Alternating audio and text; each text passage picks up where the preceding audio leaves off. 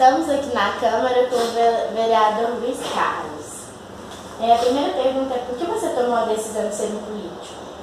Eu gostaria inicialmente de agradecer a oportunidade de estar participando desse trabalho da escola de vocês.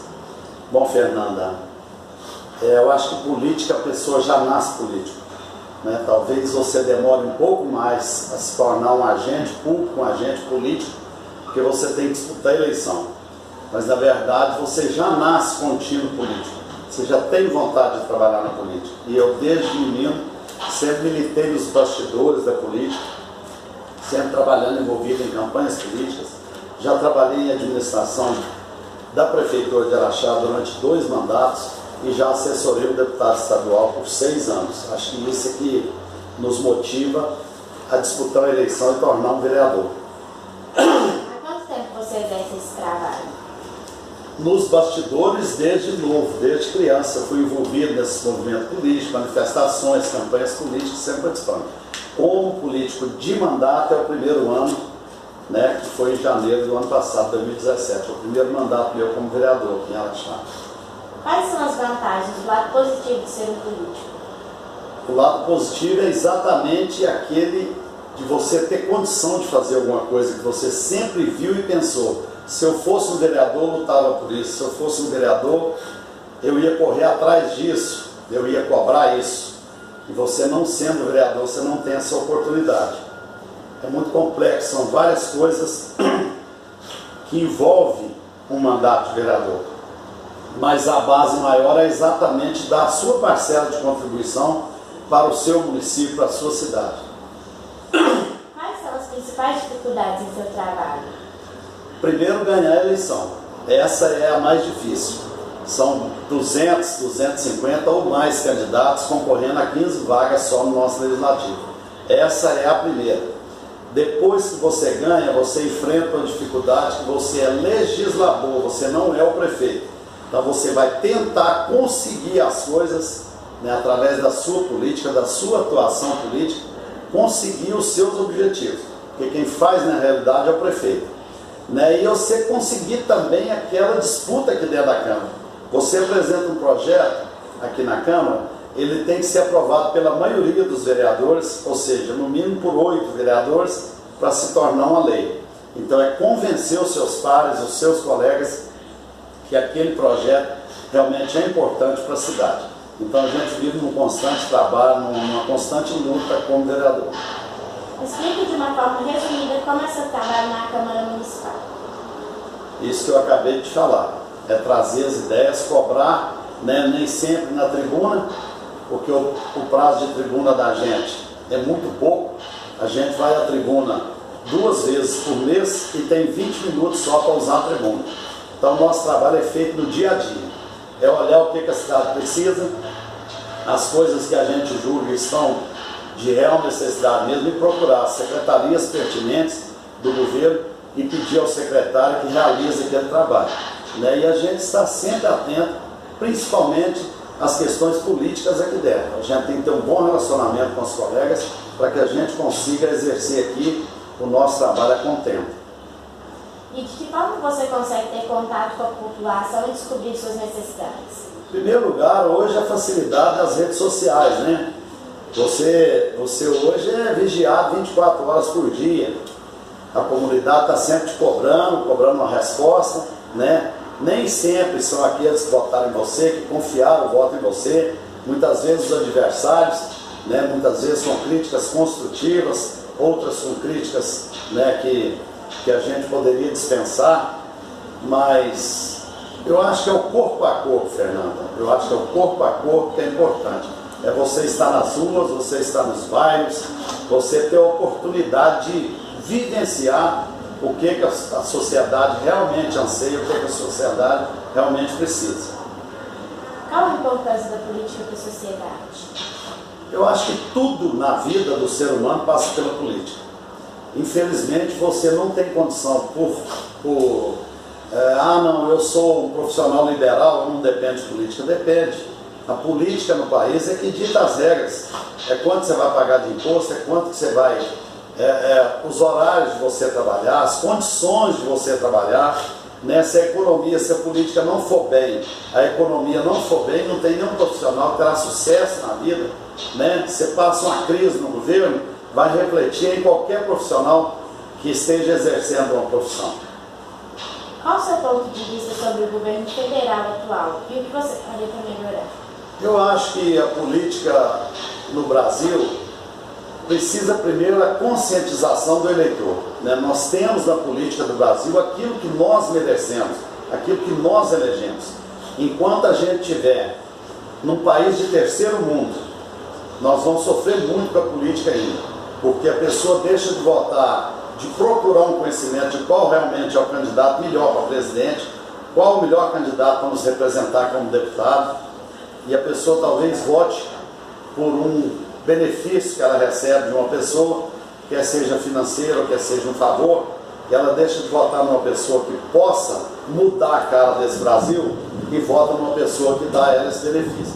Então, enquanto a gente não mudar a mentalidade, a cultura do nosso país, infelizmente, é difícil da gente escolher uma Câmara de Deputados, né, recheada de pessoas do bem. Infelizmente, a corrupção está assolando o nosso país. Eu acho que é só a pessoa souber, né, saber votar. Nós temos eleição em outubro. Estude o candidato, estude o nome, a vida pregressa do candidato. O que esse candidato já fez na vida? Para poder escolher, só assim a gente tem condição de mudar esse Brasil. A política pode ajudar no dia a dia? A política ajuda no dia a dia. Como eu já te falei na pergunta anterior, né, nós dependemos de tudo na política. Se nós não mudarmos a economia, né, não botarmos políticos sérios que têm interesse na economia do país e mudar esse país, nós vamos sofrer muito. Então, isso influencia diretamente em qualquer cidadão. Qual o maior objetivo ou projeto que foi conquistado depois de você ser eleito? São vários, mas eu vou citar um importante que é exatamente da área de vocês, que é da área, né, da juventude. Eu apresentei aqui, não apresentei como projeto de lei, até porque existem os limites nossos. Eu não posso invadir a competência do prefeito. Um projeto meu, se der despesa para o prefeito, eu não posso apresentar como projeto de lei. Então, eu apresentei como requerimento, eu pedi ao prefeito que implementasse na área de educação da prefeitura, não só na área da educação do município, mas que estendesse através de parceria, juntamente às escolas estaduais também, da nossa cidade, um projeto bacana, que é o teste e orientação vocacional. Eu acho que os alunos hoje chegam no limite dos estudos para fazer uma faculdade sem ainda saber o que ele quer, qual que é o tino dele, qual que é realmente a profissão que ele vai se dar melhor e que ele realmente vai gostar daquilo que faz. Eu vejo muito até na minha família mesmo, eu já tive vários exemplos de a pessoa estudar 2 anos em um curso e depois sentir que não é aquilo que queria. Então perde 2 anos de seus estudos. Esse teste de orientação vocacional é um compromisso da prefeitura de colocar em prática agora no ano de 2018, que eu entrei o ano passado, já no finalzinho, né, do ano, então, como já estava em cima da hora, comprometeram comigo de colocar agora no ano de 2018. Acho que vai ser um ganho muito importante, acho que foi um dos projetos uma das ideias mais bacanas que surgiu aqui no Legislativo, segundo a opinião dos próprios vereadores. Você acha que o povo brasileiro ia achar isso bem politizado? Eu acho que precisava ser mais politizado, né? Precisava de ter políticas públicas para induzir, para despertar o interesse do jovem para a política, né? Porque vocês são o futuro desse país. Se vocês não se interessarem pela política, pela boa política, o que vai ser desse Brasil? Né? Então acho que poderia ser melhor, poderia ter inclusive nas escolas, poderia promover palestras, né, sobre a política, porque infelizmente o que propaga na mídia, não é só na nacional, nas redes sociais, é só o lado ruim da política. O lado bom quase ninguém divulga, e a política tem o seu lado bom, tem o seu lado importantíssimo para qualquer sociedade, que precisava de ser mais divulgado até a título de despertar mais interesse nos nossos futuros políticos, nossos futuros agentes. Qual a sua opinião sobre a corrupção no Brasil? Corrupção no Brasil, infelizmente, não é só na política, né? Todo mundo usa só a política para falar que é corrupção. Corrupção é no dia a dia, no estacionamento sem pagar. Você para aqui no estacionamento da FAB e não paga, você está fazendo um ato de corrupção. Né? Você tem vários exemplos de corrupção no dia a dia na sociedade civil.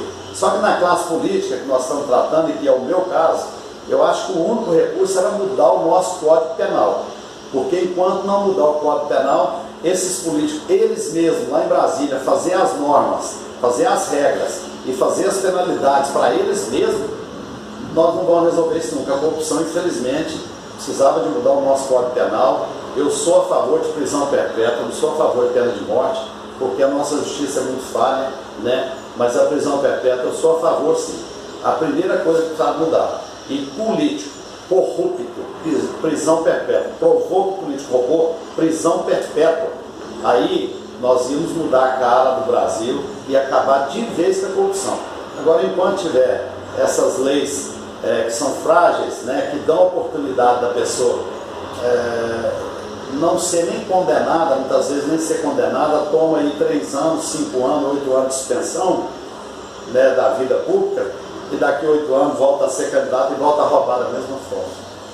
Isso que eu acho que você já até respondeu. Na sua opinião, qual seria a punição justa pelos políticos condenados por corrupção? Prisão perpétua. Prisão perpétua, sem direito à cela melhor, cela com visita íntima, sem direito a nada. Eu acho que a pessoa que está ocupando um cargo de confiança, que ele foi escolhido pela população, tinha que ter pelo menos um pouquinho de respeito. Então não tem respeito, é corrupto, não é 1 bilhão não, roubou, prisão perpétua. É só isso, muito obrigada. Obrigado a você pela oportunidade. Não sei se respondi do jeito que vocês queriam, não, mas...